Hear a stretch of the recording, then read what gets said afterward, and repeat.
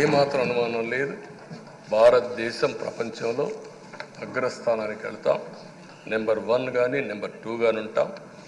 అదే సమయంలో మనందరి ఆశయం మనం చేసే చట్టాలన్నీ కూడా తెలుగువారు ప్రపంచంలోని నెంబర్ 1గా ఉండాలని, ఆంధ్రప్రదేశ్ని జీరో పావర్టీ స్టేట్గా తయారు చేసి ఆర్థిక అసమానతలు తగ్గించే విధానానికి ఈ సభ శ్రీకారం చుట్టాలని కోరుకుంటూ, దానికి అయ్యన్న పాత్రుడు గారి అధ్యక్షతన మనం ముందుకు పోవాలని చెప్పి మనస్ఫూర్తిగా కోరుకుంటున్నాను.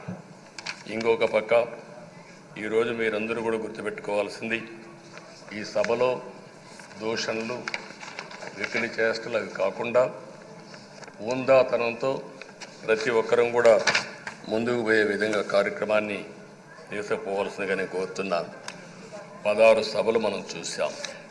ఈ 16 సభలు మీరు చూస్తే ఆంధ్రప్రదేశ్ శాసనసభ హేమీలు వచ్చారు.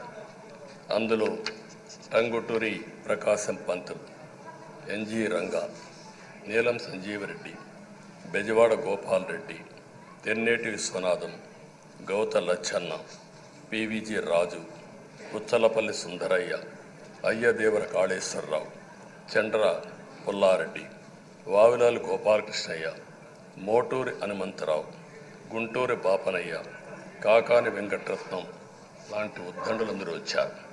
వీళ్ళు కాకుండా పివి నరసింహారావు ఈ రాష్ట్రంలోని పుట్టి కేంద్రం నుంచి ఆర్థిక సంస్కరణలు తీసుకొచ్చారు. ఇంకో పక్కన ఎన్టీ రామారావు గారు, ఒక చరిత్ర సృష్టించిన యుగ పురుషుడు ఎన్టీ రామారావు గారు. వీళ్ళందరూ మనకు ఆదర్శం కావాలని మనస్ఫూర్తిగా కోరుకుంటున్నాను.